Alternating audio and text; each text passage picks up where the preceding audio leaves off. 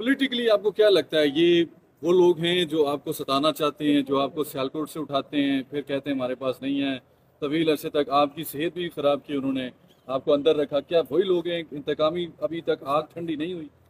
میں نے نا رات کو قرآن پاک میں نا پڑھا اور احادیث میں بھی پڑھا.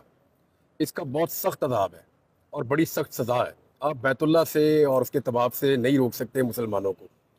اور جابر حکمران کا لفظ استعمال کیا گیا کہ ظالم حکمران ایک حدیث کے اندر. سورہ انفال میں بھی میں پڑھ رہا تھا، شاید آیت نمبر 34 تھی، وہاں پہ بھی ہے، اور دیگر صورتوں کے اندر بھی یہ تذکرہ موجود ہے. تو اب یہ کون ہے جو اتنا بڑا رسک لے رہا ہے؟ میں تو حیران ہو رہا ہوں. حج پہ تو میں چلا ہی جاؤں گا انشاءاللہ، اور حج تو میں کروں گا انشاءاللہ. یہ تو میرا ایمان ہے کہ میرا اللہ مجھے بلا رہا ہے اور میں چلا جاؤں گا حج پہ. اب یہ اس طرح روکنے سے، یہ رکاوٹیں ڈالنے سے، بجائے اس کے کہ مجھے دعائیں دے کے رخصت کرے، میرے خیال میں اپنے لیے گناہ کما رہے ہیں جو لوگ بھی کر رہے ہیں. غلط بات ہے، نہیں کرنا چاہیے تھا. ہم رات کو گئے تھے ایئرپورٹ پہ، وہاں جا کے پتا چلا جی کہ آپ کا نام پہلے نکال دیا گیا تھا، پھر دوبارہ ڈال دیا گیا، اور سنڈے والے دن ڈالا گیا. جو میرے پاس انفارمیشن ہے، ای سی ایل میں میرا نام سنڈے کو ڈالا گیا. اب آپ سارے صحافی ہیں، کیا سنڈے کو کوئی کیبنٹ میٹنگ ہوئی یا کوئی کیبنٹ کے ایجنڈا کے اوپر میرا نام موجود تھا؟ تو ای سی ایل میں نام ڈال کیسے گیا؟ وہ تو ڈال ہی نہیں سکتا کیبنٹ میٹنگ کے بجائے.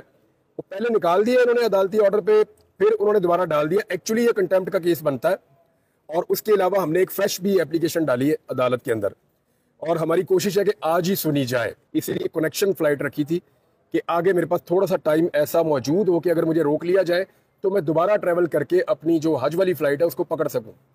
تو میرے پاس ابھی چانس ہے، اور میں دوبارہ حج والی فلائٹ پکڑوں گا اور جاؤں گا. یہاں سے میں نے اب کل کے لیے ٹکٹ لیا ہوا ہے، اور جو کل والا ٹکٹ ہے وہ بھی ہم نے دوبارہ جمع کروا دیا ہے کہ جناب میرے پاس چانس ہے مجھے کل دوبارہ روانہ کیا جائے اور مجھے موقع دیا جائے کہ میں جا کے حج کروں. 2022 میں نہیں کرنے دیا، مجھے گرفتار کر لیا. 2023 میں اغوا ہو گیا، نہیں کرنے دیا. اب 2024 میں پھر ای سی ایل میں نام ڈال دیا، میں ٹریول کرنے گیا، پھر مجھے واپس بھیج دیا. تو میں روز جاؤں گا جب جب مجھے موقع ملے گا، اور کوشش کرتا رہوں گا کہ میں وہاں پہنچ جاؤں اور حج کر سکوں.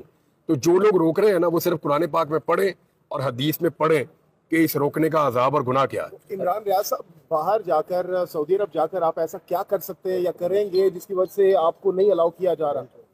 مجھے نہیں سمجھ آ رہی. یعنی یہ تو میرے اپنے دماغ میں یہ سوالات ہیں جو آپ کے دماغ میں ہیں. شیطان کو اب مجھے نہیں سمجھ آ رہی. وہ تو دیکھیں جو جتنی بھی آپ کی ڈیوٹیز ہیں یا آپ کے حج کے مناسک، تو وہ تو آپ پورے کرنے ہیں. عمران ریاض صاحب کیا سمجھتے ہیں کہ صحافت جرم ہو چکی ہے آپ کو یہ کرنے سے؟ دیکھیں، اب جو فرحاد کے ساتھ ہو رہا ہے یا جو باقی صحافیوں کے ساتھ ہو رہا ہے، عارف حمید بھٹی صاحب کی ابھی نوکری چلی گئی، کچھ اور صحافیوں کے ساتھ بھی پرابلمز ہو رہے ہیں پاکستان میں، بہت سارے صحافیوں کے ساتھ. کبھی کوئی گرفتار کر لیا جاتا ہے، کبھی کسی پہ مقدمہ درج کیا جاتا ہے. سندھ میں ایک اور صحافی، ان کو گولیاں لگی ہیں. نصر اللہ صاحب جو ہے وہ شہید ہو گئے.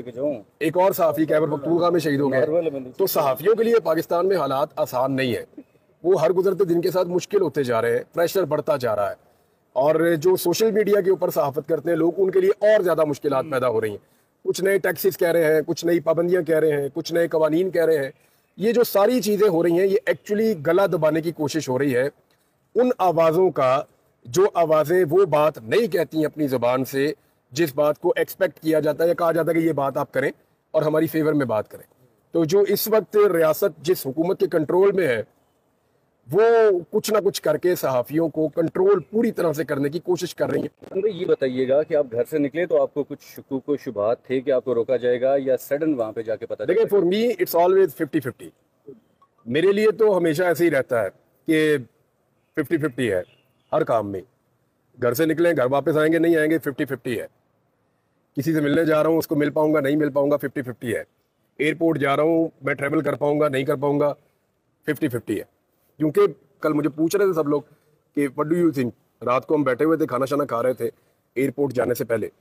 تو مجھے پوچھا سب نے، میں نے کہا جی میرے لیے تو یہ ایسے ہے کہ 50-50 ہے. تو انہوں نے کہا پھر اگر آپ کو روک لیا، تو میں نے کہا میں سرپرائز نہیں ہوں گا.